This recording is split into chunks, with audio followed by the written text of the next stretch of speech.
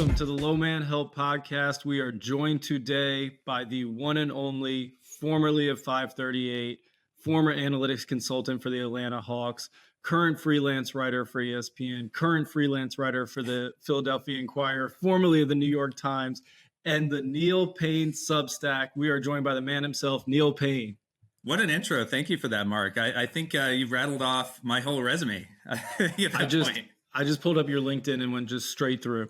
And then thought, okay, well, if Neil Paine is on here, we need the whole, we need the buildup. It has to crescendo into like, this is a big get for us. We're not used to this. We just have Danny Green around sometimes. We're not used to Neil Paine coming on the show. Well, hey, I've never hit clutch threes in an NBA Finals, so I think Danny is still ahead of me. Yeah, he's fine. But we've had to share like, a room in college, and, we had to battle through, who gets to go shower at this time and things like that. So like he's lower on the totem pole than you for this, but we love him anyways. Danny's the best. See you soon, DG. Okay. Neil Paine on the pod. This is awesome for us because I'm a nerd at heart when it comes to basketball, and you are in the Substack world that we're in. You are the nerd of Substack when it comes to analytics. And I say that in such a positive and glowing light because it is really cool. I think analytics and what has happened to basketball and sports with analytics coming in, it's just better information. I think it's really cool. You've been at the forefront. I'm excited to dive into kind of the things you've been about. Yeah. So give me just like a little quick overview of, you've started out with an NBA team with the Hawks, and you've also done outside of the NBA. How different is analytics in terms of inside and outside? Yeah, well, so inside, I was with the Hawks about 10 years ago, I would say. So this was right before, although make no causal inference over whether I had that much to do with this, but this was right before the Kyle Korver, like Eastern Conference Finals run that they had. So it's been a little while since I've been with a team, and I think you probably could speak to this too. The whole landscape has really changed a lot since then. When I was there, I worked for a guy named Dan Rosenbaum, who is like one of the legends of basketball analytics, and he was one of the first people to adapt. I think Jeff Sagarin and Wayne Winston created something called WinVal, which Mark Cuban was using for the Dallas Mavericks. And it came to be known as adjusted plus minus, but that's because of Dan Rosenbaum. He was the guy that sort of took this methodology that had been behind closed doors and was like, oh, I think I can actually sort of figure out what they're doing here. And I'm sure you've seen this, and a lot of your listeners have seen this, but this is the method of trying to figure out a player's contribution in terms of plus minus per 100 possessions when they're on the court, after adjusting for who they're else on the court with, who they're playing against, certain other factors in terms of game situations. And so that was Dan's, he was the pioneer of that. And so I got to kind of work with the master when I was with the Hawks. And I think that approach is still pretty widely used. I'm sure we'll talk about RAPTOR and various different things like that, LeBron and other acronymed metrics that are out there. But I think the core of a lot of the analysis is still this idea of, you judge teams by points per 100 possessions scored and allowed, and then you try to figure out what is every player's impact on that. And now, since I left an NBA front office and went to the media side, we got tracking data that was very initially being used. And I think there were still a lot of questions about, how do you use this? How do you incorporate this into a metric? But that just gives you a sense of how much things have changed since then. But I think still the core of it is this idea of, what is this player adding? And we can estimate what a player's value to an average team is in a vacuum, but what are the stylistic components of his game that make him maybe a better or worse fit with other players? And that was something that it really had been barely the surface was scratched with that when I was sort of in that world. And I think they've done a lot of stuff now in terms of trying to quantify that and predict off of that. Yeah, it's interesting. Like just hearing you say it, it sounds like at the core of it, when you were just getting started, and even now, analytics is almost like seeing what's on the court and grading it on a curve in terms of how is this going to be most beneficial to our team, and not just of like, oh, well, we're up 20 with 5 minutes to go, and this guy got 8 rebounds in a row, offensive rebound. Like you're going to grade that curve out of it because that's not real in terms of what's going to move forward or anything like that. And I think you said something interesting. I always try to think about analytics as a piece of it because I've built plans for guys, and I do it by watching the film first. And then I want to go see the numbers that correlate with it. And I want to see like within the film, like after I've separated it and I see the numbers, like where is the through line where they both meet, where they both come together. And like if you're really not good in this area and it's spot ups, for instance, per like synergy, right? Say you're not good in it. And I have this film that goes along with your spot ups. Like I want to see like within these, like what's the pattern, what's the through line within the video that correlates to that number. And to me, that's process. And I want to find the process. And I feel like analytics on its own, like people, it gets a bad rap because people see it as like just numbers, but it's really about like giving more information to the film and helping you find the through line of like what fits to our team, like what fits to the best version of that player as well. Completely. And if you think about what, analytics, yeah, you kind of use that word and it has a lot of kind of baggage with it, good and bad, I think, in a lot of ways across all different sports. But it's really about tracking things. I always think about like back in baseball, back in the Moneyball era, like when that book first came out by Michael Lewis, there was this big divide between like scouts and stat heads. And it was like this holy war, it was portrayed that way at least. But like the scouts were using numbers too. They were just using numbers, kind of traditional numbers, in addition to what they were seeing. But even when they were seeing things, they were like counting things. They were making notations of things that they saw. Yeah. So at its core, I mean, we're still just measuring events that happen because I love that you mentioned like this idea of process as opposed to outcomes, because a lot of the things that are counted, they are outcomes, and we can try to, and this is something that we did with an ill-fated version of Raptor at 538, which I'm sure we'll get into later as well. But this idea of like luck adjusting certain aspects of a player's metrics that might be more fluky or more filled with noise, like opponent 3-point shooting. I remember this being a thing for Kawhi Leonard when he was up for MVP. It was like one of those Spurs seasons that he had where his plus minus dropped precipitously in one of his seasons, and yet he seemed like the same player. He was in the middle of his prime. This was before he had kind of started dealing with all those injuries. And everybody's like, why is Kawhi's adjusted plus minus so much lower? And it turns out it was just because like he happened to be on the court for an elevated 3-point percentage by the opponent compared with when he sat. It made a tangible difference to his like plus minus, which then filtered down to things like the MVP, or just trying to figure out like, has he slipped on defense, or is he still the same defender? That's a valid question that I think, coaches and front offices are asking about all their players all the time, is what is the current level of performance that we can expect out of this guy? And how does that compare with some of our other options that we have? So it's just a funny anecdote about how something like that, which is really just an observation of things that happen on the court when you're in the game, you can extrapolate all kinds of different conclusions off of that and be like, oh man, Kawhi's slowing down, or he's worse as a defender. And then it's like, no, they just happened to hit some more threes when he was in the game, Yeah, you can't get horse blinders to one thing, whether it's the film or whether it's the analytics. Like you got to find the like nice, beautiful through line of where they come together. I think that's cool. Well, speaking of that, I'm into the Neil Paine NBA forecaster. Last year, you correctly predicted the Boston Celtics would win the championship in the forecaster. It was incredible. First year in, you're 1 for 1.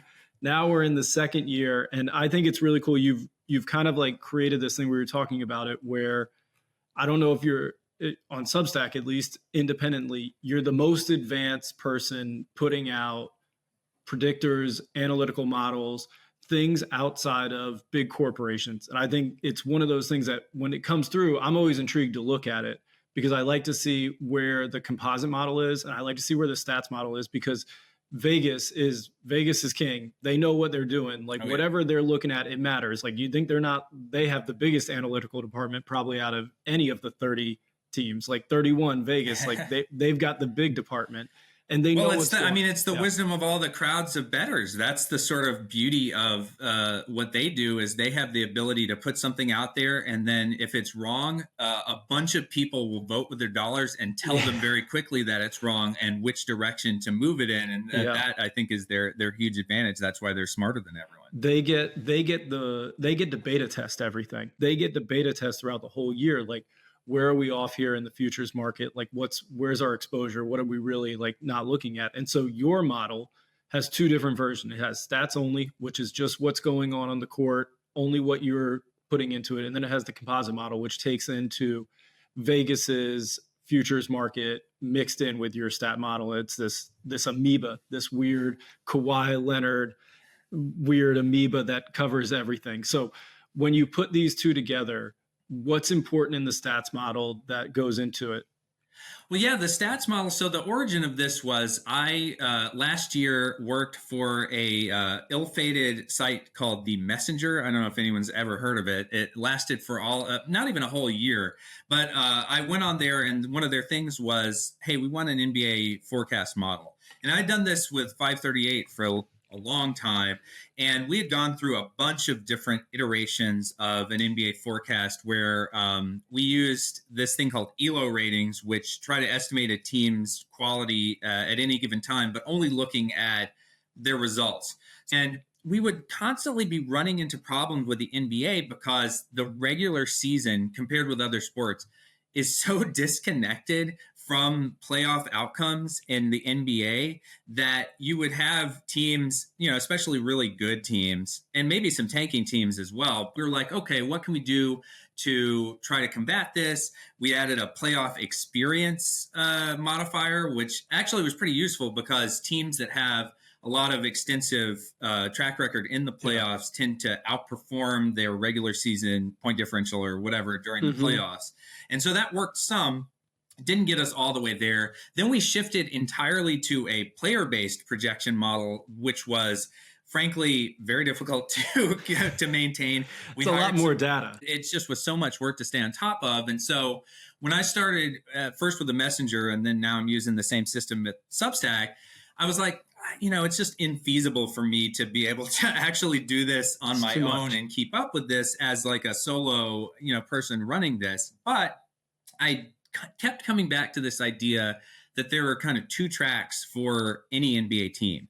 There's the regular season track and there's the playoff track. But the problem is if you're predicting using the regular season, you're going to inherently just be way off on them. Yeah. So what I did was in this system, there's a regular season rating for each team, which only looks at the previous 50 games.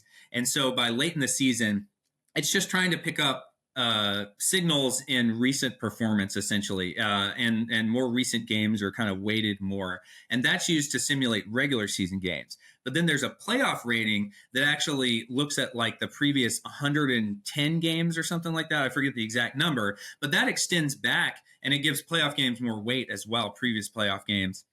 So it goes back at the beginning of a regular season, it goes back multiple seasons worth. And so you're catching like, okay, the 2000 Lakers, they did great in the playoffs in 2000. And yeah, they've had a so-so regular season. But what's really important to us is that we know that they have that ceiling of potential in the playoffs that they can tap into. And so when you use that for, compare that with like a team like Oklahoma City, which was one of the most youngest and most inexperienced teams in the playoffs last year, even though they had a great regular season, lots of breakouts all over, you could kind of see like when a system with a system like this, you would say, we're not fully sold on them, and maybe a team like Minnesota as well. And that's, of course, something that Vegas already knows. So the Vegas component of it is just almost as like an anchoring. It's kind of grounding it in like we don't want things to get too crazy because remember, this just looks at game results still. It doesn't know about the player movement. I've kind of gone back to the original well with that. And so that's intended, the Vegas as sort of our anchoring device is intended to capture anything that's not picked up in the game-to-game results, whether it's injuries, trades, anything like that. So I think they work pretty well together. I think if you just use the Vegas version, you'd be fine. But I also just like this idea of like, the two different tracks. And sometimes Vegas will get maybe a little like stubborn around particular teams that they just sort of seem to be high on, despite evidence to the contrary. And so I like how a purely statistical system can kind of temper that somewhat, even if, more often than not, the market is going to be right in the end. Yeah. When you think about last year, and I didn't see it, but how far back was Dallas in your forecast before they made the run? And then I have a follow-up after that. That is a great question. So I don't have the archive in front of me, but certainly I had a thing about how they had pulled off a number of like some of the biggest upsets in recent playoff memory to get to the finals. But at the same time, that was a case where, again, like if you just looked at the regular season, especially the previous regular season when they missed the play-in entirely. Yeah, right. There's a black swan event going on because they're trying to keep this pick, right? Totally. Right. So like their data is thrown off in a big time way because they're trying to circumvent the system in terms of, we don't want to give this top 10 pick away. We would like to take it ourselves. So we're going to throw these games. Well, not throw these games. They're going to actively not do their best and make sure that everybody gets to next season healthy so that they keep this pick. So like their data is a little skewed going in this model going that far back, right? Well, and that's a perfect example of why you need the different tracks of data, is that so much with a regular season can be from this like manipulation, or just maybe like I know, right? Clutch your pearls over that comment, but just it can be disconnected from a team's true quality for a ton of different reasons. And I think this has to do with the fact that basketball is the sport that has the least amount of inherent randomness to it. So in other sports, you really can't afford to go less than 100% in most cases, because you don't have that luxury of being able to flip a switch and know that on talent you can win when you need to if you're the better team, because shit happens sometimes. I don't know if I can say that on no. Podcast. This is a grown folks podcast. Grown folks podcast. Okay, but the idea that you would do that in a different sport is to almost court disaster at the hands of the gods of luck in baseball. Yeah, or people like to mess with the basketball gods. They're not that scared of them, Yeah, and they're not, because if you think about it, the basketball gods are on your team. Like if you have a LeBron or if you have a Michael Jordan or someone like that, think about that. So I just saw like February 7th last year, the Mavericks had a 2% chance in your model to make the NBA finals. And so like, it's an interesting question, I guess. Like, one, there's the data, but then I always go back to this when I look at, and it comes from Seth Partnow's mid-range theory. It comes from Draymond Green's quote. There's 82 game players and 16 game players is Draymond's quote. And Seth describes it as GTO versus FEP. So game theory optimal versus fully exploitative play. And to me, when you look at the teams in your model, there's certain teams that the sum is greater. The sum of their parts is greater than like any one individual on its own. And so those teams can be amplified. But then you look at a team like the Mavericks, and they have this FEP problem, this Luka Doncic sized, fully exploitative play problem, where you get in a 7-game series with them and you have to solve him. And he's such a pressure point. And so the models can predict certain things, but there's certain matchups when you get into it, or certain, Luka-sized problems on teams that when you get in a series, there's really only one thing you have to be able to solve. And if you can't solve it, it doesn't really matter how great your statistics are across the board. Like, if you can't solve that problem, you're really in a bind. Yeah, and I think that has to do with also the idea of like adaptability for teams, because I would say most of the time it kind of gets you to the same place anyway, because talent rises to the top. And it would take, and we even saw that, think about the Mavs once they got to the finals against the Celtics. Sure. I'm not sure the Celtics were almost divinely crafted team anyway, Yeah. in terms of fit and the way that they were made. But just in terms of talent alone, I'm not really sure what factors, how much of a factor would have had to really tilt in Dallas's direction in terms of matchups to make up the difference in total talent between the two teams. But certainly that's, I think, a totally reasonable way to rank teams, because you don't know who they're going to have to go through in the playoffs. And then once you get to those particular matchups, then it becomes, the rankings are irrelevant. It's just really like you're ranking, are you the first among two teams or second among two teams? Because that's all that really just becomes matters. Very binary. Right, so, exactly. Yeah. Yeah. So in your model, like I was checking it out today. And so in your model, there's one team that stands out more than any other team. And it's the Memphis Grizzlies. And so in your stats only model versus the composite model, the Grizzlies have greater than a 30% difference of composite versus stats only. So when you're thinking about it, and there's a few teams, there's Minnesota, Denver, Golden State, Indy, all around a 10% difference in terms of composite being better. But the stats only version versus composite, Memphis is really an outlier in this. Why is that?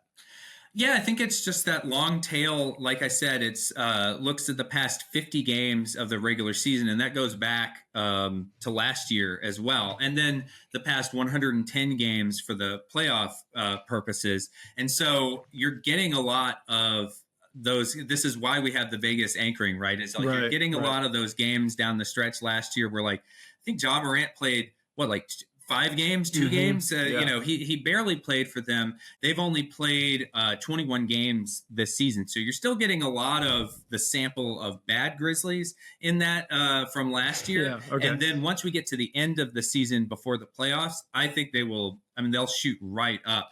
So really, they're just starting to kind of build up back to where they were a couple of years ago. Now, the playoff forecast probably still maybe has like a little bit of the playoffs from a couple of years earlier, but then it's like they kind of I don't want to say underperformed, but they did lose to the Lakers in that playoff series a couple of years ago as well. So they're not even getting the full credit for that. Well, like me personally, like looking at that, I tend to lean more into like it might come up a little bit for sure, like 40%, 35% of the lot variance, but like, I think the playoffs have them right. Like, I think the data is correct on that. Like, if you go back to both those series, I'm a big proponent of if your main guy is a smaller player and he cannot shoot the ball and push the Overton window for the defensive shell, like outside of a certain place, he cannot be the best player on a championship team. And I think Ja Morant falls, right dead smack into that category. And I think if you go back and watch the Warriors and the Lakers series, like they very much said, please shoot as much as you want. We are going under every ball screen. Yeah. We are playing off of you. There's like you will not create and all yes, that stuff. And so I think like the model taking 3x because it's 3x for every playoff game. I think it kind of like has them figured out and correct. Like they have this massive rotation and they're wearing people down with depth. They're 11, 12 guys deep, but like, you're not going to play 11 or 12. Like we know that's not going to happen. And if your best guy cannot create for everybody else and get the machine moving because he can't, stretch defenses to that specific place. Well, when you get into that setting where it's just, you're either better or worse, you're either a 1 or a 2 in this 2-game matchup. Like they have a pretty easy problem to solve. Yeah, and I'm glad you brought up the depth thing, because that was the other sort of like kiss of death for teams in the past that appeared to have really good stats during the regular season and then couldn't get it done in the playoffs. Think about the pre-Kawhi Raptors. That's like the canonical example of a team that had a lot of really good players. And, DeMar DeRozan has since kind of proven himself to be, I think he's a Hall of Famer and, is one of my favorite players to watch. And he's done it a bunch of different places now at this point. But there was that kind of dogged him and that whole team for years was, okay, yeah, you've won 50 whatever games during the regular season, but you've done it playing this really deep rotation against the Eastern Conference and try beating LeBron in the second round. And they just could never actually do that. So, I think with Memphis, it's interesting because they do have the star power, but like you said, the star power, and especially with Ja Morant, he has limitations, but sometimes looks like he has limitless potential. It's kind of an interesting combination for him as a player. And so if and when he makes that leap, and LeBron was a player like that, we kind of forget this now, or sort of don't, he's been around so long that we kind of take him for granted as being who he was during his peak and championship winning years and beyond. But the rap on him was always that he couldn't shoot. And he, to his credit, I mean, he worked really hard to become not just a league average shooter or whatever, which would have been probably enough given his other talents, but he was the best 3-point shooter in the league one of those years with the Cavs in his second go round, especially on the kind of like Curry range beyond a few feet beyond the 3-point line, which that's one of my favorite LeBron stats. Is he took something that was a huge weakness early in his career that other players would probably not have bothered to work on that much because they could get by on physicality and the other talent that he had, and he actually became the best in the league at that for at least one season. That's pretty cool. Yeah, I also don't put we talked about keep LeBron out of the lane, keep Ja Morant out of the lane. I don't put smaller guys in the same boat as physical outliers. I think working with players has allowed me to be kind of up close and personal in like pickup games or workout settings for the past 7 years. And one thing that happens is there's a filtration system in the NBA where every court that these guys had been on prior to the NBA, they were the best player on the court and they were the best athlete on the court. So angles didn't matter. Reads didn't matter. Like they were going to blow up the angles regardless. They were going to get to where they wanted to go regardless. And if they were off balance, if they were not in rhythm and on balance on drives, it's fine. Like they were so far ahead of the play that they were going to get contact. But when you get to the NBA, the filtration system is incredible. And now like athleticism is the price of entry, and your athleticism allows your skill to show. And to me, like that's one of the things that's so fun about the playoffs is in the regular season, when you're playing just your habits over and over, guys like Ja or guys like SGA or guys that have these like real talents get to show them night in, night out. And then when you see them in the playoffs, it becomes this thing where it's the flip side of the Luka problem of like, you got to come out here to 40 feet. It's, well, you have to show us that you can score from 24 and 25 away, or we're not going to let you get 10 feet away, 5 feet away. And so I think that's one of the most fun things about the playoffs. So one thing that I just we touched on him, and he's one of the hot button players for me, and we'll get to him later. But Raptor, you were a massive part of Raptor at 538. You and Nate Silver, and Raptor is fascinating. It's probably the most Raptor and LeBron are probably the most like fan friendly, where you can touch them and you can feel them, because teams have their own internal metrics of what they measure every player on their team and in the league as, and nobody gets to see those other than when you're in, behind the walls. But Raptor and LeBron are out there publicly. And so give me a little backstory of what goes into Raptor in terms of evaluating a player individually. Yeah, so the version that we had at 538 was kind of a mix of 3 different elements. It had like a box score element to it, which if you're familiar with box plus minus that you would see at Basketball Reference, this is just purely kind of predicting a player's effect on his team when he's on the court based on only what you'd find in the box score. And I think it has like team adjustments and things like that, but it's essentially what shows up in the basic stats. Then there's also an plus minus component. So looking at a player's effect, similar to what we were talking about earlier with the adjusted plus minus, of just not what they're doing in the box score at all, but are they associated with the team playing better with them on the court versus not on the court after adjusting for the other factors. Like if you're playing with a bunch of bums, you're not really going to expect to be able to drag them to anything necessarily special. And if you're also on like an incredible team, of course, you're going to have a good plus minus. So there's ways to adjust for that. And then the final aspect that we had at 538, which I have not recreated at the Substack, which is why I call it estimated Raptor, because it really only has 2 of those 3 elements.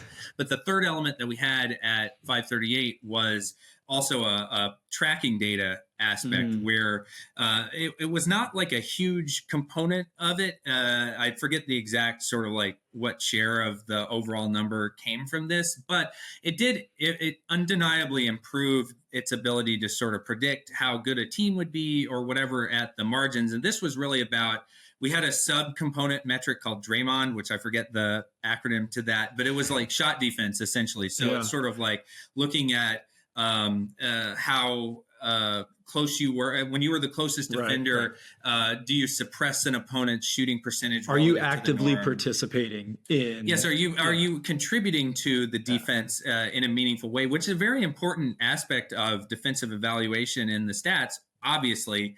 But we've seen, I think back to metrics in the 2000s that they thought Dennis Rodman was the key driver of the 1990s Bulls over Michael Jordan. And the reason why is because he got a lot of defensive rebounds. And of course, when you get a defensive rebound, it's associated with getting a defensive stop by the team. But it doesn't mean that you forced that miss. But if you don't account for who forces the miss, all of the credit for the defense getting the stop goes to the person that did the thing in the box score that indicates that the defense got a stop.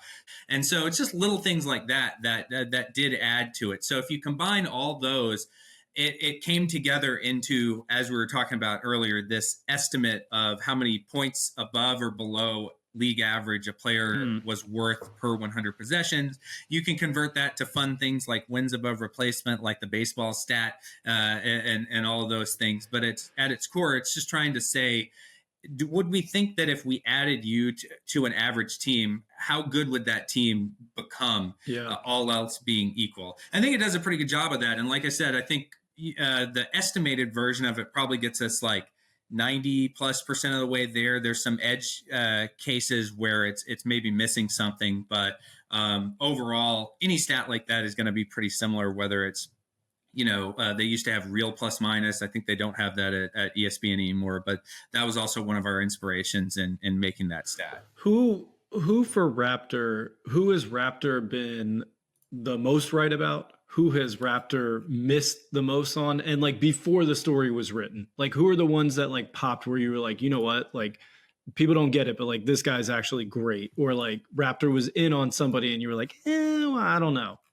Well, I think Jokic, I mean, this is sort of, it requires us to almost like transport our brains into a different time and place.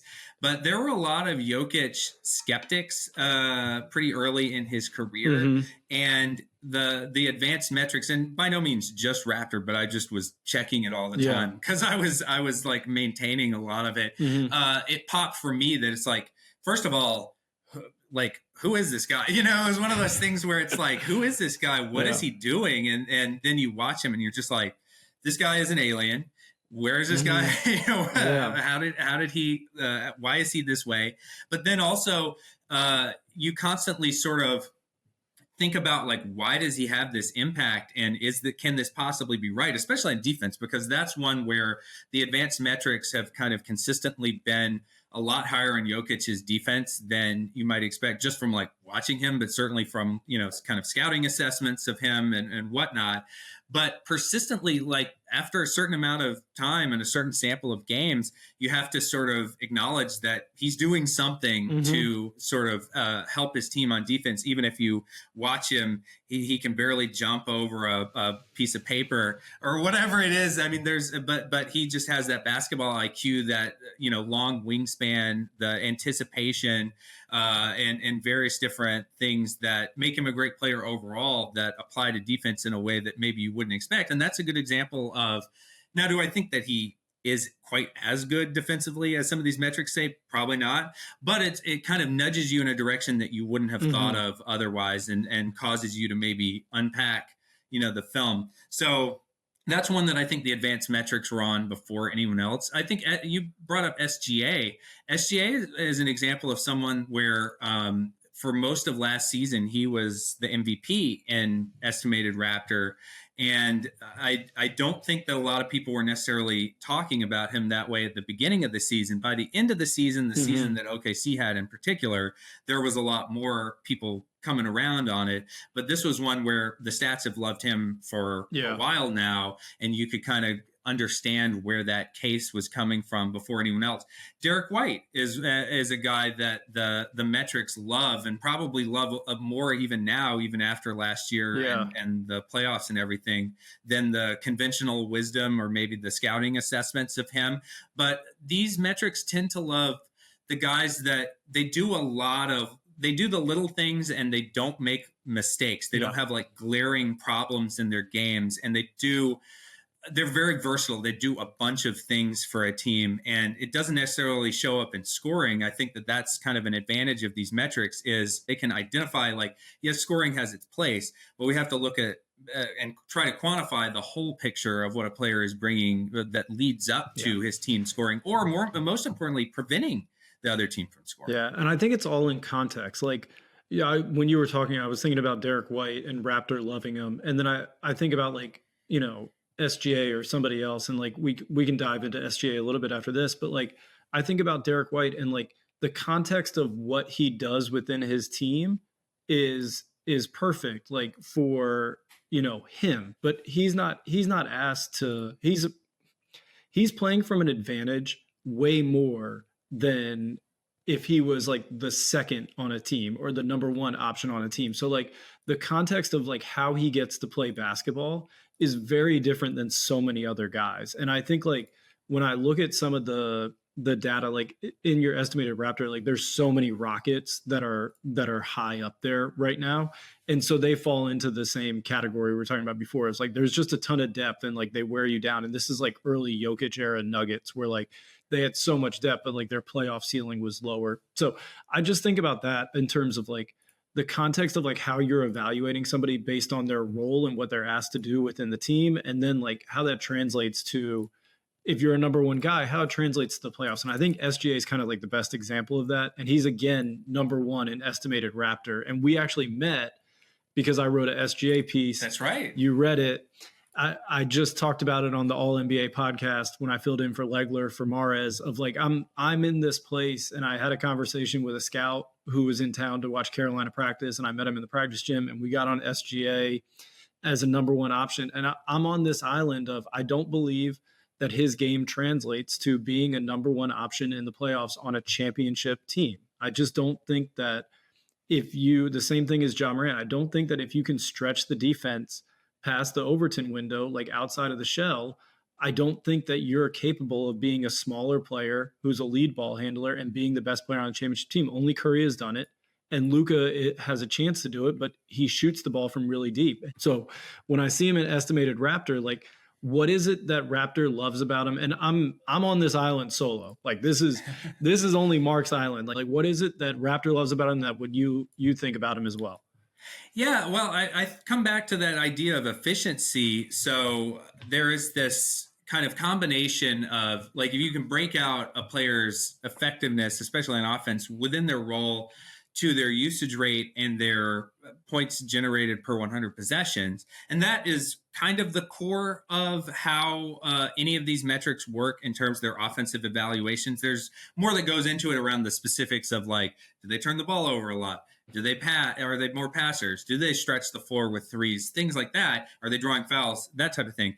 But a lot of it at its core is like, SGA is like a 33% usage guy, which for context, that's really high. Yeah. I think Luka might be around like a 35. We've seen Harden at times approach 40, although you could maybe debate whether that was necessarily the best, way to kind of win in the playoffs as well. But, 33% is roundabout as high as it gets for the most kind of normal contexts of the NBA recently. And he's averaging, last year he had 129 points per 100 possessions, which is astronomical for a player at 33% usage. That is crazy. Yeah. Like there were years where Steve Kerr was the 3-point specialist for the Bulls in the mid 90s. And he would have like a 129 offensive rating on like 13% of possessions, spotting up only for threes. It was a very different game back then, but it just sort of gives you that sense of, up until pretty recently, it was unheard of for a guy to have a usage rate that high and an offensive rating that high. And then you look at the defense, he had a very positive plus minus on the defensive side as well. And OKC had one of the best defenses, they still do, in the league. So overall, these metrics are kind of looking at all those things and sort of saying, like, I can't not come to the conclusion that this guy is one of the best players in the league. It's just impossible given all of these numbers around that. I think it's interesting that you talked about the playoffs as well, because his Raptor was down in the playoffs compared to the regular season, but he was still worth like 5 points more per 100 possessions than the average player in the playoffs last year. And during that series with Dallas, he actually outscored Luka by no small margin in terms of points per game. And I think he shot a higher percentage as well. So those are examples of why it's like, did he actually even struggle in the play? Can you even point to him as the reason why they didn't go as far as they should have in the playoffs last year in terms of his scoring ability or his offensive ability, at least? I think they had some issues late in games in that series, we'll just say. I think he's incredible, and he's incredible at what he does. Like he's truly phenomenal at it, and it's not a small feat for somebody 6'6" and under to become arguably one of the best players on any NBA team. I think that's like, for somebody that size to be the best player on an NBA court when he steps on it is something special, because size is king in the NBA. And if you're bigger and you can do skillful things, like, it's easier for you to find angles. It's easier for you to get shots off. Like, the speed doesn't close you down as much. Like, he has such a great feel. Like, he has such great footwork. He's incredible at that. To me, when I look at it in the playoffs, and even your comment is kind of like the way that I see it. Like, he outscored Luka. He shot a better percentage. Like, he did these things. But like, when I look at it, teams aren't scared of him beating them 4 times. And what I mean by that is that, like, I pulled just his pick and roll data from Second Spectrum. And to me, the most interesting thing is not what he scores per pick and roll, but what do other teams think of him? And so blitz percentage to me is the biggest indicator of, like, is a team really scared of you? Like, does a team say, like, hey, look, you're not doing this to us, because, like, if we let you shoot it, we can lose 4 out of 7 times. And so last year in the playoffs, he was only blitzed 2.75 times in the pick and roll, and percent of the times. So 2.7% of the times he was in the pick and roll, he's blitzed. For context, here's Curry's blitz rating, 39. Here's Dame's blitz rating, 25. Here's Anthony Edwards, 18. Here's Luka, 13.5. Here's Kyrie, 11.5. All 5 of those guys, teams are saying, like, you can beat us 4 out of 7 times. We got to get the ball out of your hands. You're not allowed to do it to us. And to me, like, that's the biggest thing. Teams aren't scared of him beating them. They're saying, like, if you want to shoot 2s, if you want to hit 2s, no problem, go for it. But we're not gonna break our defensive shell. We're not going to stretch our defense past our own Overton window that we feel comfortable with. And, like, if you want to do it, go for it. Well, as a developmental coach, I would kind of put the question to you of, is the solution just work on your shot as much as possible and become the shooter that people will have to respect and fear? Is it just that simple of a sort of straightforward way to get to the point where you make them respect you? Yes. Okay. Well, he is shooting more from 3. I mean, I think interesting as well, is that earlier in his career, so much of it is this dichotomy between off the dribble versus spot up as well, because earlier in his career, he was much more of a 3-point shooter, but it was not the types of shots that you're going to have to take if you are the initiator. Exactly. And I think that is, I mean, we talk about Curry a lot, and you mentioned Dame, who sort of adopted that play style, but you can maybe count on, like, one hand the number of guys that sort of fit that description where they are viable. Harden also at his peak, and the air, but the air that we're talking about is rare air. So, like, 5 guys, that's all it is, and especially at that size, like, when he is not an outlier physically. Like, we talked about this filtration system. He's not an outlier physically like Giannis is. That's not SGA. And so, like, he has to be in that rare air if he's going to be the guy that drives the ship. And to me, yes, as like a developmental coach, I always think about if I was doing this, and it's gift and a curse in terms of watching basketball, because sometimes it can be really infuriating to watch it through this lens. But, like, I look at it as, like, okay, like a SWOT analysis of a player. Like, what are his strengths, weaknesses, opportunities, and threats. And like the threats always change based on who the player is you're building the plan for. So like I've built plans for guys trying to break into a rotation. Their threats are different than I've built plans for all NBA players. When I build a plan for an all NBA player, the threats, what's the context that you look at those threats? It's what prevents you from being the best player in every single playoff series you enter into. And so like when I look at SGA and you mentioned him shooting more, I look at, they went into this offseason and they looked at this stuff and they said like, if this is the threat that holds you back from being the best player on a championship team. And so like him shooting more is a big deal. It's a huge deal, but like the way that he shoots the ball, like his mechanics have to change. I haven't like dug into him like I did last year. Like last year, I really dug into him of like, what were his mechanics? Where does he draw power from? Is it posterior? Is it anterior? Like where is the weight loaded in his toes before he shoots? And it last year, it was very drastic in terms of it's anterior power, not posterior power. The weight's loaded in his toes. It's a push shot. Like everything that he wants to shoot is step back, focus, because that allows him to load the weight in his toes or easier, like all this stuff. And it allows him to create the space, like you were talking about, by not if being you're shooting physical, at a lower trajectory. Yeah. And this year, like there's this website Shot Creator. I saw this on Twitter, and when you look at it, his hot spots and his shots, like his left side of the court is lighting up and his right side of the court is less frequency and less makes. And so that to me, as somebody that's like watched him shoot and that's worked with shooters, if you're a righty, you load power to your left foot, it goes across your body. If you're a lefty, you load it to your right foot. So like the left side of the court is comfort zone, and he's allowed to get backwards. He's allowed to load weight and power onto his left foot and drive the ball forward. And on the right side, you're not capable of doing that. You have to be able to shoot from different platforms, different bases. And like, that doesn't mean that he's not incredible. That doesn't mean that he can't win the MVP of the regular season or be wildly good in the playoffs. It's just like the context that he has to look at basketball through is what is the threat that keeps me from being the best player on the court in every single series I step into. And that's the threat to him. And that gets into what we were talking about earlier about the playoffs being this sort of repeated trials against the same opponent, where what works on a night-to-night basis in December is not necessarily really going to be the same thing. Like teams adapt. That's, I think, one of the best things about the NBA playoffs is you have to win 4 times. I think it's almost borderline impossible to steal 4 games against a team that is better than you and has more adaptability than you. So you mentioned, we'll get out of here on this one. This will be the last one because I think this guy is an absolute lightning rod. You mentioned him, and if you go off analytics, you're going to think he's something different than what he is. DeMar DeRozan.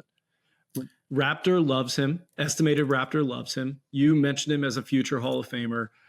There's something about DeMar when I watch him that, and I'll run you through some numbers of why I think the Raptor lies about him or why analytics lie about him. But DeMar is a player that knows exactly who he is. He knows exactly what he's doing, and he's so good at it. But the problem is what he's doing has such a low ceiling and pretty high of a floor-ish. Like it's a basic floor, but the ceiling and the floor, they're basically on top of one another. And so like, give me a little bit, because I'm going to give you some DeMar stuff. So give me a little bit on DeMar of why Raptor loves him and why almost all the advanced analytics love him. Yeah, I think it goes back to that scoring volume, scoring efficiency. You kind of hinted at the fact that you get no bonus points for this in analytics. You actually get dinged for it. But the fact that he's able to actually put together an efficient offensive profile while not shooting threes and while basically being like this mid-range artist. I mean, he can get to the basket as well, but he is known as being this mid-range guy. There are very few players in history that have managed to actually be efficient off of that type of game. Late career Jordan, obviously totally different. Don't want to make that comparison lightly or whatever, but I do think that he plays that era type of game, though. Like that's his game. Yeah. Kirk Goldsberry was the one that sort of made this point of what made Jordan great was the fact that he took a fundamentally inefficient shot type, the mid-range jumper, and he made it efficient. And I think DeMar DeRozan has a version of that. Like he's definitely a far more limited player in pretty much every other respect than Jordan was. But the analytics doesn't really care how you get there. It really just cares about, are you being efficient? Are you ideally taking on like a large volume of the team's chances? And if you can do that, then it thinks that you can drive an offense. He's one of those guys that, at least in the regular season, you put him on a team, he can kind of put those possessions on his back, give you that, which you talked about, the floor, the baseline level of efficiency, and just give you a ton of minutes as a guy that isn't going to make a lot of mistakes. We talked at the very beginning of the show about how analytics are built on this, the fundamental core building block, which is points per possession, either for or against. And so if you are fundamentally cutting out a lot of those 0-point possessions, missed shots, turnovers, especially turnovers, highly underrated stat in terms of killing your efficiency if you have a lot of them, that just by cutting those out, you are making the team more efficient when you use a possession for them, and it's going to lead to the team scoring more in a neutral context. But I have a feeling you're going to talk about the non-neutral contexts that come up in a playoff series. Well, it's not even, to me, it's not even playoff series, because like I just pulled these numbers from the regular season. And so when I look at everything, like what you just said is perfect. And so this is why I think like analytics on their own, like, cannot exist. Like throw them out the window. Film on its own cannot exist. Throw it out the window. Like you have to find the through line of the two. And to me, one thing that analytics doesn't take into account in like any of these models, right? And you're talking about points per possession, is fear. And I think fear is like, you can't quantify it exactly in every single situation, but you kind of can. And fear is basically like the people on the other side that you're competing against. How scared are they of you that like if they keep letting you do your thing, they will lose? And so to me, like fear is an analytic that you just got to find in every single thing, and it's kind of like a truth teller. So DeMar, unbelievably efficient at his game, and so this is from Second Spectrum. I just pulled this the other day, and this is with players 200 pick and rolls or more. So 59 players qualified. He's second in efficiency, 1.211 points per direct. It's unbelievable. Like his game, he knows exactly what he's doing. He's efficient at it. But then when you go like deeper out of these 59, blitz percentage, 47th out of the 59, 1.89. Teams are like, no problem. Like you want to do this, you got it. Get like deeper into it, 58th, second to last in shot quality, 45.57. Like his game exists for him. Go a little bit deeper, 57th in assist percentage out of those 59. His game is for him, and teams aren't scared. They're not saying like, we need to stop you. I almost think of his pick and roll game and all the mid-range shots, and like he makes them obviously at a high clip. 1.2 points per possession is a lot. But I almost think of it as like the basketball version of living paycheck to paycheck. And there's this like thing about it where every single time you see it, the screen is set lower, and they're like, eventually like our math will win out. And I think you talked about quantifying fear. They always talked about gravity as sort of a measure of that as well. I think that's a pretty good measure of fear in terms of how much teams feel like you are stretching them, making them respect you, and then that opens up space. And so fundamentally, I mean, you see this, I don't know if you ever go back, I'm kind of a dork that I keep multiple 5,000 video playlists of old games from different sports on YouTube. Just a fun fact about me. Not that surprising. But when you watch an old NBA game, even from like the 90s, the spacing is so horrendous. It's just rancid, right? It's so bad. And you understand why. First of all, the league's offensive rating was a lot lower back then. There was no space to operate in. And so when you play like DeMar DeRozan, a 90s player, you said it really well earlier, in 2024, you're kind of reverting your offense back to a previous era where the gravity measure is not just about you, it's about what you do, and even like your presence. You don't even have to do anything if you have that fear. Like Curry is the ultimate example of on the other end of it. that when they respect you, they give space to other players that Yeah. then makes everyone more efficient. And so there may be just sort of an inherent limitation, even if you're doing that role well. And I would love, like Dirk. Dirk is a really interesting one because he straddled the eras before pace and space, before the full sort of measure and realization of like, hey, we should be shooting more threes.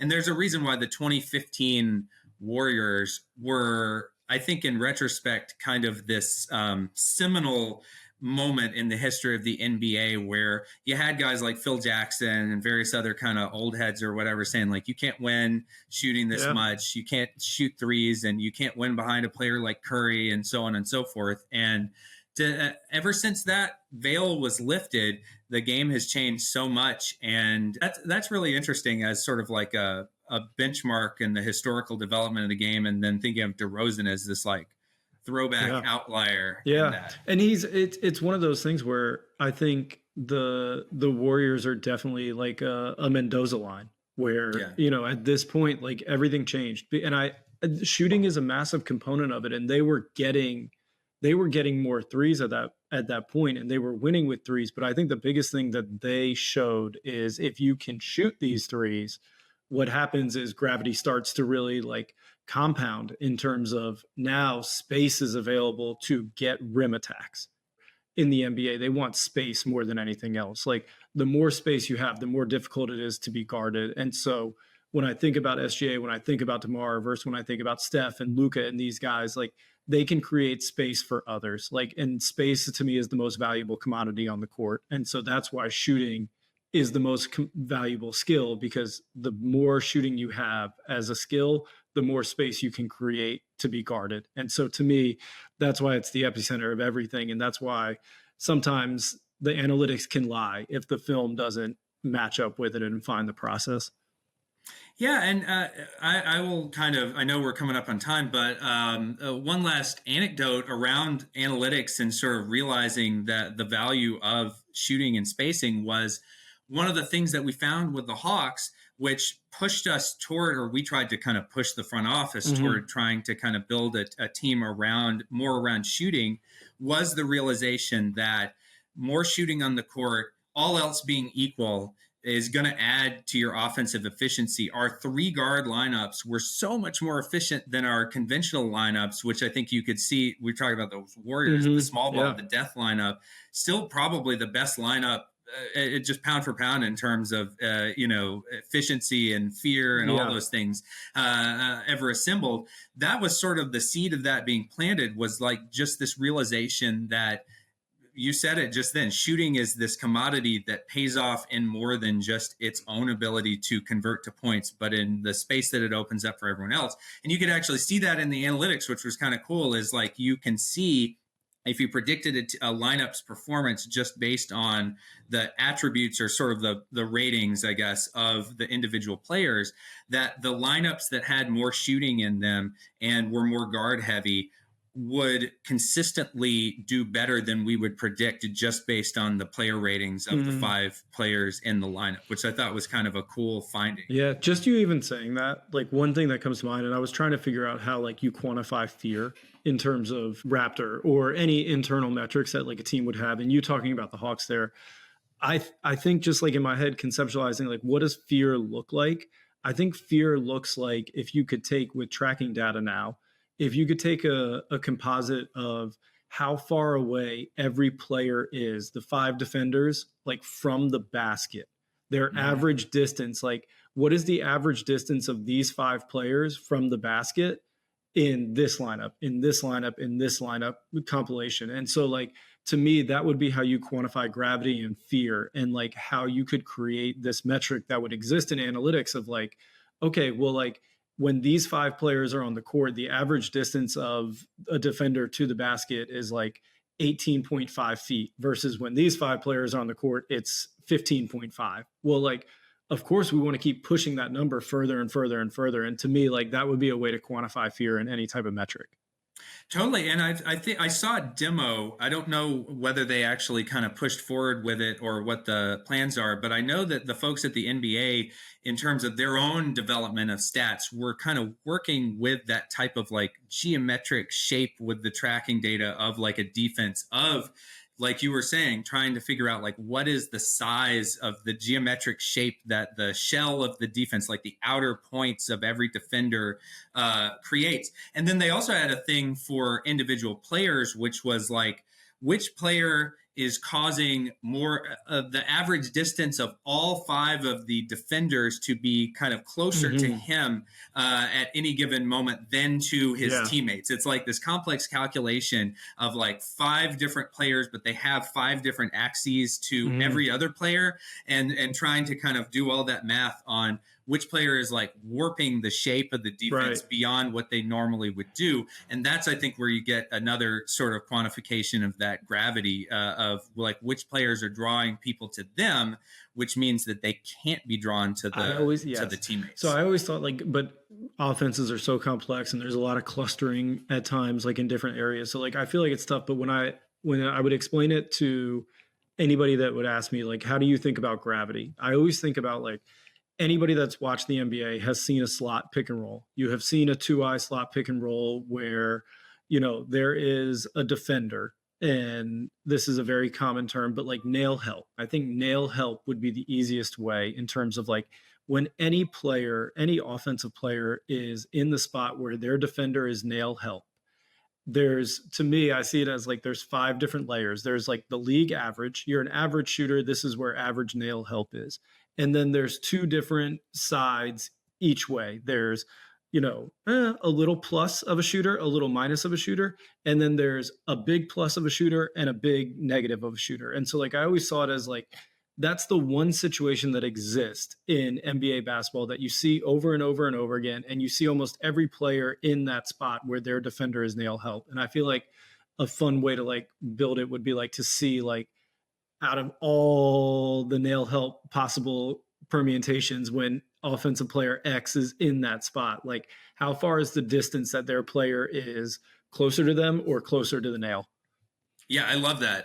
And that's such a specific but common scenario that and it's kind of common across a bunch of different offenses that you could actually use that as a sort of controlled natural experiment in looking at the differences between different players. You're diving in. I already sold you on it. Yeah. I already sold you on it. Let's do it. Make a new stat. All right. Perfect. Well, Neil, thank you for coming on. This has been incredibly interesting.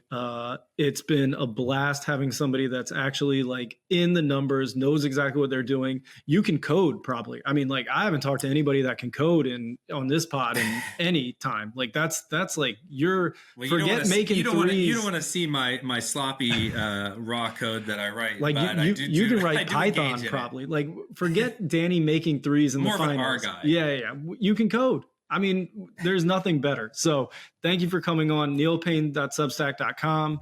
Read Neil Paine. It's been an absolute pleasure talking to you. Thank you so much for doing this. Thanks, Mark. This was really fun. Take care.